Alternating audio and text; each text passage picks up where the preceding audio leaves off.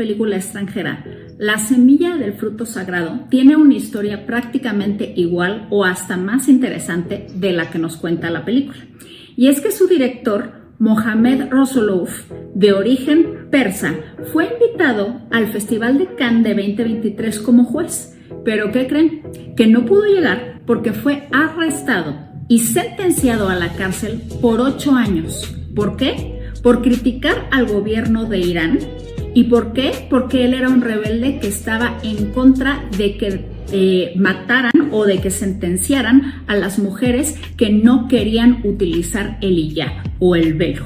Entonces, como sabemos, bueno, nos enteramos por esta película y por ciertas noticias, hay un movimiento de las mujeres que se están revolucionando que no quieren usar el hijab. Esto en Irán. Entonces, este director que estaba criticando al gobierno por censurar a estas mujeres que no lo querían utilizar, fue arrestado y sentenciado a la cárcel por 8 años. ¿Pero qué creen? Que el director escapó de Irán y se fue a un lado desconocido y secreto de Europa. Y ahí filmó esta película, La semilla del fruto sagrado, que acaba de salir, y él fue al Festival de Cannes de 2024 a presentarla.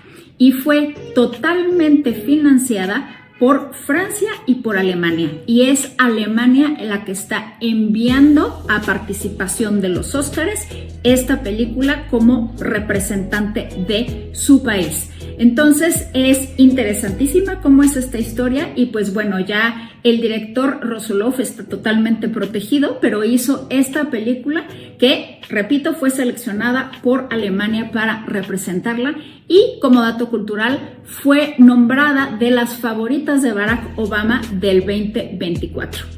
Los contras de la película es que dura 2 horas con 48 minutos. Entonces sí, es bastante larga y como ritmo tiene un ritmo un poco lento, pero a ver, vamos a ver de qué se trata, porque una historia tan interesante detrás de las cámaras debe de tener una historia muy interesante de lo que nos está contando, y así es. Pues es un thriller y es con mucho suspenso. ¿Y de qué se trata? Efectivamente nos cuentan de estas revoluciones que están en Irán acerca de estas mujeres que están luchando por no tener el hijab. Y nos lo cuentan desde una familia que tiene un padre que es abogado, al cual acaban de subirle de puesto. Le acaban de subir de puesto y el puesto más alto al que puede aspirar es al juez. Y este puesto es un poco abajo de juez, es investigador, se llama investigador. Y él está feliz porque le acaban de dar una nueva casa en una colonia mejor, tiene 2 hijas y una esposa y les han dado una vida que parece mucho mejor, mucho más agradable y la familia está mucho más contenta. Pero ¿cuál es el precio a pagar? Resulta ser que Iman, que es el protagonista, tiene que empezar a hacer actos muy poco éticos y está obligado por el gobierno a hacer esto. Sus 2 hijas son adolescentes, una está por entrar a la universidad, la otra es un poco más joven y empiezan a cuestionar las actitudes de su padre. Curiosamente, la madre está, pues bueno, si el gobierno te obliga, pues es algo que tienes que hacer, tienes las manos amarradas, no te queda de otra. Él se cuestiona éticamente de si debe de hacer esto o no, pero decide más o menos entrarle y le empiezan a entrar estos ataques de paranoia porque empieza a sentir que lo están vigilando, que lo están gobernando. Incluso en su oficina hay muchísimo miedo de es que nos intervienen los teléfonos, está súper vigilado, si no haces estas cosas te van a hacer. Entonces se retrata toda esta paranoia de lo que se vive bajo el régimen de este país. Y es muy curioso porque nos recuerda un poco esta película a Rojo Amanecer. ¿Y por qué nos recuerda? Porque sí, el Rojo Amanecer, si recordamos, está filmada totalmente dentro de un departamento y se escucha nada más las revoluciones que están sucediendo afuera y todo lo que está pasando con los militares y con los estudiantes, pero desde fuera, y solo se nos cuenta desde una familia dentro del departamento. De pronto es parecido. Aquí, gracias a los celulares y a los videos, vemos a partir de los videos que se mandan entre las jóvenes lo que está sucediendo en las revoluciones de los hijab afuera en las calles y cómo los va recibiendo nuestras protagonistas, las hijas de Iman, y cómo los van viendo, pero nosotros realmente no estamos ahí o no las vemos, los vemos simplemente por el internet y cómo las van viendo ellas, y vamos escuchando estos sonidos dentro de la casa de la familia. Entonces, en ese aspecto es muy parecida a Rojo Amanecer, nos los recuerda un poco. Y en la segunda parte de la película cambia un poco el argumento en el aspecto de que a Iman le han dado una pistola para que se defienda acerca de todas estas personas que lo pueden traicionar, lo pueden acusar, o se pueden vengar de él por los actos poco éticos que está haciendo, etcétera, etcétera.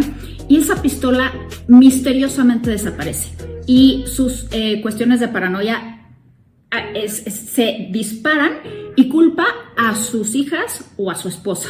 Y entonces empieza una investigación privada de su parte acerca de quién le robó la pistola y empieza un poco a enloquecer.